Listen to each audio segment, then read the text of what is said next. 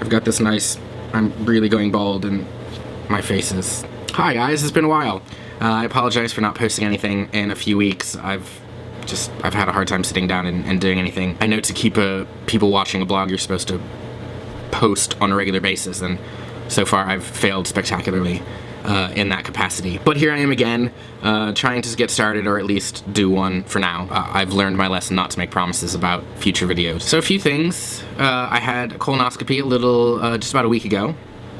And for those of you, I'm assuming everyone knows what a colonoscopy is, but for those of you who may not know, have never had the fun experience of a colonoscopy, I've had 3. The colonoscopy is where they basically shove a camera up your behind to see what's going on in your gut. Colon, small intestine, that sort of thing. Because of my Crohn's and the surgery last January, I was due to see what was going on, see for an update. Thankfully, the way they do it, at least where I go, they knock you out. You don't feel anything, you don't remember anything, you wake up in a recovery room 30 to 45 minutes after they stick a needle in your arm for the IV and whatever. And it's over. Doctor comes in and says, yeah, it was good, or no, it sucked, or whatever. In my case, things were generally good, not great, but decent, about what I expected. But for a colonoscopy, it's the prep that is awful. And while I've never been to Mexico, I imagine the prep for a colonoscopy to be similar to if you went to Mexico and drank the water. It's a constant, 12 hours before the procedure. It's basically every 15 minutes you're up and back and forth from the bathroom. It's not fun. That's the worst part. And the stuff they make you drink is just god-awful disgusting, but you gotta do it. So thankfully, in my case, the prognosis was pretty good, at least in the short term. I will probably have to have a follow-up. I'll probably be having colonoscopies pretty regularly for the rest of my life.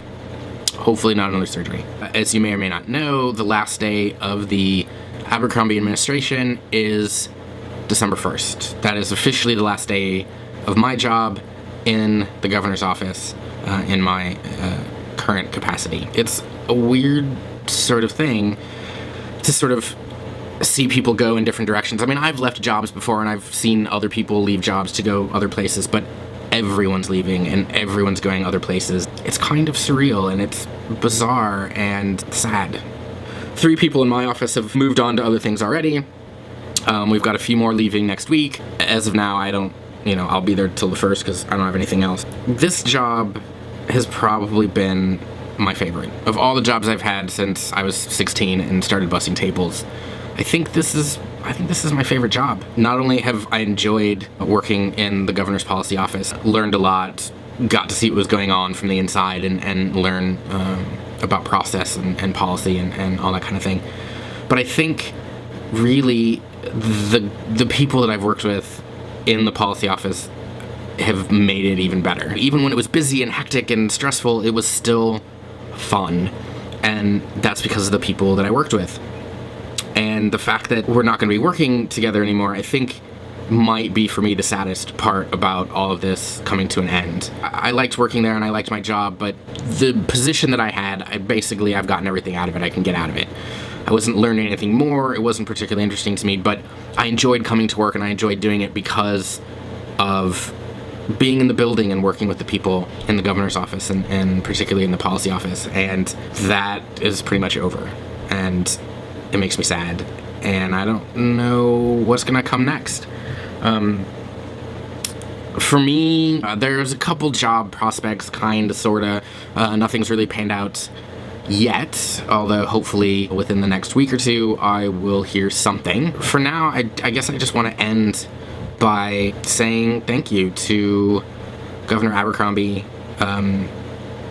for a great couple of years in the office, and getting to know the people in the office gives me more faith in government, and it gives me a different perception about government workers and government employees, and I know some people say, oh, they're all out to game the system, and everyone's trying to make money and broker deals and gain power, and I can tell you from my experience that's not the case. There's not a single person in the office that I worked in, anywhere in the governor's office, where they were trying to do anything other than what they thought was right.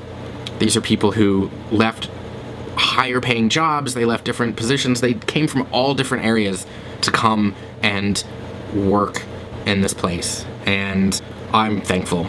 I'm thankful for the opportunity to have worked in the office for whatever length of time I worked there, and thankful for the people who made it a great place to work, you know, and learn and try to do good things. So I just want to end the post by saying thank you to Governor Abercrombie. Thank you to everyone on the 5th floor, everyone in the office. Hopefully, you know, we'll be Facebook friends. But particularly, I wanted to say thank you to Wendy for hiring me and giving me the opportunity. For Kendra, who came in after Wendy, who was also a great boss and I learned a lot from, and who made the office fun. To Tammy and Yvonne and Debbie and Mikey and Gigi and Wimmy and Calais. I had a great time. It was a great job, and I don't know that I will ever have as much fun as I did in that office, trying to do good things and make the state a better place for everybody. So I wanted to say thank you. I will miss you guys, and hopefully we won't be strangers, and you know, we'll see each other again soon. Some of you I'll see tomorrow, but the rest of you, I don't know. Hopefully I will bump into you sometime soon. Yeah, that's it. So long.